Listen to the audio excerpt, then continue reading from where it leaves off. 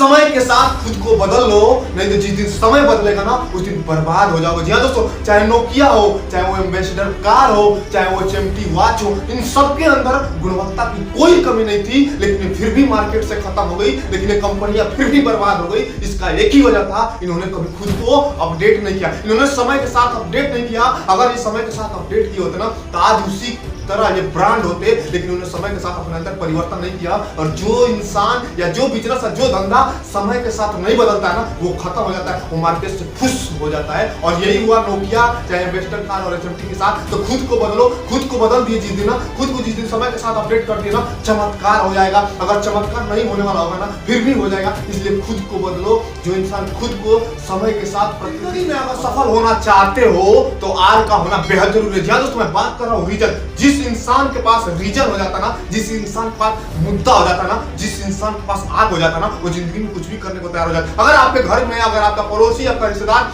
कोई बीमार पड़ जाए, आपके घर गाड़ी नहीं है, तो आप पड़ोसी से मांगे, आप किसी और से मांगे। अगर नहीं मिलेगा ना, आप एम्बुलेंस बुलाएंगे। अगर वो भी नहीं मिला ना, तो आप कंधे पे टांग के ले जाएंगे, क्योंकि आपको रीजन मालूम चल गया है कि अपने रिश्तेदार, अपने पड़ोसी को बचाना है। और जिस दिन किसी इंसान के पास उसका रीजन मालूम चल जाता ना, वो जिंदगी में कुछ भी करने को तैयार हो जाता है। जिस दिन इंसान को रीजन मालूम चल जाता है ना, वो जिंदगी में कुछ भी करने को तैयार हो जाता है। आपको रीजन मालूम चल गया है कि अपने रिश्तेदार को बचाना, तो आप कुछ भी करने को तैयार है। ठीक उसी तरीके से जिस इंसान को जिंदगी में ना अपने रीजन, वो आग, वो जिद मालूम हो जाता ना कि मुझे क्यों सफल होना है, वो सफल हो जाता है। और अगर सफलता नहीं मिलती है तो सफलता करना, जब पेड़ से गिरता है तो खड़ा हो जाता है इंसान, जब गाड़ी से गिरता है तब भी खड़ा हो जाता है इंसान, जब पहाड़ से गिरता है फिर भी खड़ा हो सकता है। लेकिन अगर इंसान किसी की नजर से गिर जाए तो जिंदगी में कभी खड़ा नहीं हो सकता। दोस्तों, कभी किसी की नजर से मत गिरना, और दूसरे की तो छोड़ो, कभी खुद की नजर से अपने आप को मत गिरने देना, क्योंकि दूसरे की नजर से गिर जाओगे तब भी खड़े हो सकते हो, लेकिन अगर खुद की नजरों में गिर गए ना तो जिंदगी में कभी खड़े नहीं हो सकते।